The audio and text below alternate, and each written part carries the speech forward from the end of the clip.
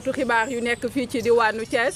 ñu leen di nuyu di leen tatagal ku ci nekk nag ñu daal di lay jox sa wàccuwaay tey mooy ñetti fan ci weeru mai atum 2025 xam ngeen ni chaque ñetti fan bëccëg bi nga xam ne dañ koo dagleel journalistes yi dañ koy màggal tey nag ñu koy màggal gàddu suñu mémorandum def si suñuy càkkutéef jébbal ko gouverneur de région mémorandum bi nag cib tënk rek lañ ciy ñëwaat ndax yaakaar naa ni ay jafe-jafe ñoo ci gën a fës jafe-jafe ji lan la mooy wàllu précarité keroog bu yàggul dara jëriñ gi ñu denk wàllu xëy mi dafa génne benn communiqué ne ñuy liggéey ci kër yi yokku nañ seen salaire SMIC bi yéegal nañ ko ci ñoom ñu koy xamal ni bari na ci ay taskatu xibaar rawatina nag correspondant régionaux yoo xam ne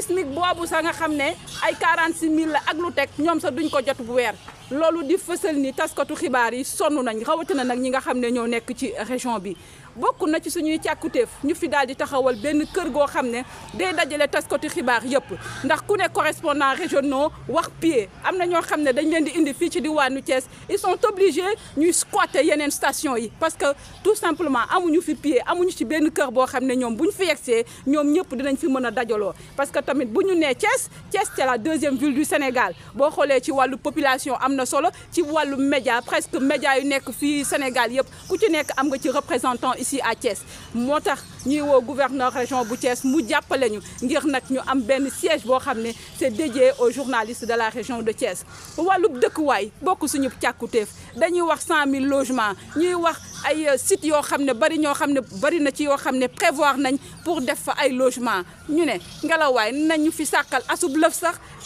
jagleel ko journalistes yi nekk fii ci diwaanu Thiès bu ko defee ñun tamit dina wàññi li nga xam ne moom moo di précarité bi nga xam ne ñoo nga kaa dund ndax tamit xam nga ku am foo dëkk loolu dalay yombal lu bari leneen ni tamit bokk na ci accès à l'information léeg-léeg pour ñu jot yenn xibaar yi dafay jafe du chef de service yëpp lañ koy waxal ndax am na ñoo xam ne dañoo ubbi seen buntu baloo soxla ci ñoom boo fëggee nga fekk ko fa mais am na ñoo xam ne nag boo nee allo kii ñu ne taskatu xibaar dañuy daal di ragal ñooñu la ñuy wax ñu gën a ubbi seen buntu ndax information yi nga xam ne ñoom lañ yore du pour ñoom pour askan wi la te askan wi pour ñu jot ci foo ñu jaar ci ñun moo tax ñu leen di ñaan ñu gën ñoo yombalal li nga xam ne rek moom moo di liggéey bi taskatu xibaar yu nekk fii ci diwaanu Thiès fësal tamit ne bu yàggatul tara bëgg nañ fee teg benn association bu am doole ban association la mooy association bu ëmb correspondant régionaux yu nekk ci mim réew ndax tamit jooyal ma jooyal sa bopp da caa gën am na ay structure yoo xam ne ñoo ngi fi yàgg nee nañ ñoo ñuy jooyal mais li ñuy jooyal gisuñu suñu bopp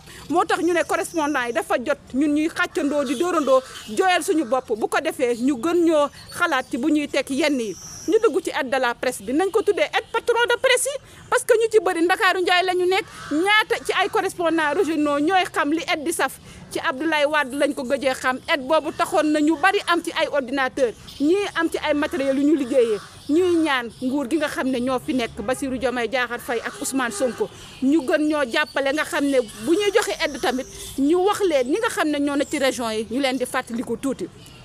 am na tamit beneen fànn loolu waxuma ko sax wàllu assainissement de la presse bi ñoo ngi en phase avec le ministre ci processus bi nga xam ne moo koy def mais ministre bi tamit ñoo nga kaawoo mu sol dàllam fekk tamit taskatu xibaar yi nga xam ne ñoo nekk ci région yi liggéey bi bari na tënk na ko Ndakaaru mais na génn njëkk a ñëw Thiès nag ndax Thiès ak Ndakaaru 70 kilomètres la soriwul bu ko defee ñu séq waxtaan wax ko jafe-jafe yi nga xam ne ñun ñoo ngi koy jànkonteel bu ko defee fànn woofu tamit mu daal di wuti ci ab safara ci tënk daal jàpp naa ni loolu mooy càkkutéef yi nga xam ne taskatu xibaar yi am nañ ko fësal ko ci bés bi nga xam ne rek moom lañ ko jagleel ñuy jaajëfal bu baax gouverneur de la région ci dalal biñ ñu dalal ñuy am yaakaar ni suñu revendication yii dana jógee Thiès dem ba Ndakaaru Njaay dem ba Palais dem ba Primature bu ko defee rek saafara mën caa juddu jërëjëf. Bonjour à tous les journalistes de la capitale du rail, à tous ces professionnels des médias rompus à la tâche qui célèbrent aujourd'hui la journée mondiale de la liberté de la presse. Cette journée est une occasion solennelle de rappeler au gouverneur et à l'ensemble des institutions la nécessité de respecter leurs engagements en faveur de la liberté de la presse. C'est aussi un moment d'introspection et de réflexion entre professionnels autour des enjeux de déontologie, de développement du secteur et de reconnaissance institutionnelle. À ce niveau, au niveau de la capitale du rail, Au niveau régional, du moins, les journalistes et techniciens de la région se sont réunis pour faire état des difficultés structurelles qui freinent le plein exercice de leur métier et pour formuler des propositions réalistes et concrètes. Précarité extrême des conditions de travail. Précarité. Une grande majorité des journalistes et techniciens de la région ne reçoivent même pas le SMIC, c'est le salaire minimum. Dernièrement, le ministre en charge du travail a revu à la hausse les émoluments des personnels de maison. Notez qu'à Thiès, nombreux sont les journalistes qui ne reçoivent même pas ce SMIC. Ce qui prouve à suffisance que nous, journalistes, nous sommes dans la précarité. Les revenus sont instables en raison d'un tissu économique faible, d'un accès limité à la publicité et d'une confusion fréquente entre commandes publicitaires et reportages éditoriaux. Les médias qui sont au niveau de la région souffrent, surtout les médias privés qui se sont installés dans la région de Thiès. Accès limité à l'information. Certains chefs de services publics freinent délibérément l'accès à l'information. C'est une réalité au niveau de la région de Thiès. Faible reconnaissance institutionnelle. Les pouvoirs publics ne prennent pas suffisamment en compte le rôle social et citoyen des journalistes. Ainsi, les journalistes de la région proposent l'aide de la presse équitable et transparente, une répartition plus juste avec une prise en compte des journalistes correspondants régionaux. Ces correspondants qui sont dans les différentes régions du Sénégal et qui souffrent, il faut le dire. Création ou mise en place d'un siège pour la presse locale, un espace autonome et équipé pour le travail, mais également pour les différentes réunions. Accès au logement. L'on veut que les journalistes qui sont dans les régions soient mieux pris en compte concernant certains programmes, comme le programme national des 100 000 logements de l'État du Sénégal.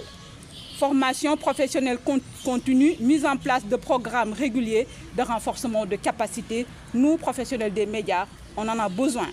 Soutien à la Fédération nationale des correspondants régionaux. On vous annonce ici que sous peu, une nouvelle organisation verra le jour. Il s'agit de la mise en place d'une organisation forte qui va fédérer l'ensemble des professionnels des médias du Sénégal, notamment les correspondants régionaux. Son objectif, prendre en charge nos difficultés. Parce que les correspondants régionaux du Sénégal ont des difficultés spécifiques et nous, on a constaté que ces difficultés ne sont pas assez prises en charge, surtout par les structures qui existent déjà au niveau du Sénégal. C'est pourquoi c'est à Thiès que cette organisation, on va le mettre ici à Thiès, cette organisation sera mise en place ici à Thiès et cette organisation va fédérer l'ensemble des correspondants régionaux du Sénégal. Par ce mémorandum, monsieur le gouverneur de la région, que l'on remercie également, l'association de la presse locale de Thiès appelle à un sursaut collectif en faveur des professionnels de l'information. Elle invite les autorités administratives, les élus, les partenaires techniques et financiers, mais également la société civile à poser les bases d'une presse locale forte. Une presse locale forte, respectée et capable de jouer pleinement son rôle dans le développement régional. Merci beaucoup. Merci beaucoup à l'association de la presse locale de Thiès. Nous avons pris bonne note de toutes vos interpellations relativement à votre situation dans la région de Thiès. Et je vous rassure que nous porterons toutes ces doléances-là à qui de droit pour en tout cas essayer de faire de la meilleure des manières possibles pour améliorer le niveau de travail et le niveau de vie des acteurs de la presse dans la région de Thiès. Je vous remercie. Donc jot nañu message yi di leen sant di leen gërëm jot nañu message yi jot nañu doléances yi di dalal seen xel di leen wax ni message yi incha allah dinañ ko yeggee ci autorités yi te dinañ de notre côté dinañ jël bépp matuwaay bu war pour fexe ba doléance yi ngeen posé yëpp bépp problème boo xam ne am na fi rek bépp saafara bu xam ni aaju na si ñun dinañ ci mën a buñ ko defee dinañ leen permettre ngeen améliorer seen niveau de vie ngeen améliorer seen cadre de travail incha allah dinañ ci taxaw jàppale leen ndax xam nañ importance su presse xam nañ rôle bi ngeen di jouer dans le développement du pays te jàppale leen foo leen taxaw rek ñoo ngi seen wet te te incha allah bépp doléance boo leen am ci mémorandum bi boo xam ne ñun aaju na ci ñun te dinañ ko mën a faj rek dañ ci def suñu kéem kàttan di leen sant di leen gërëm.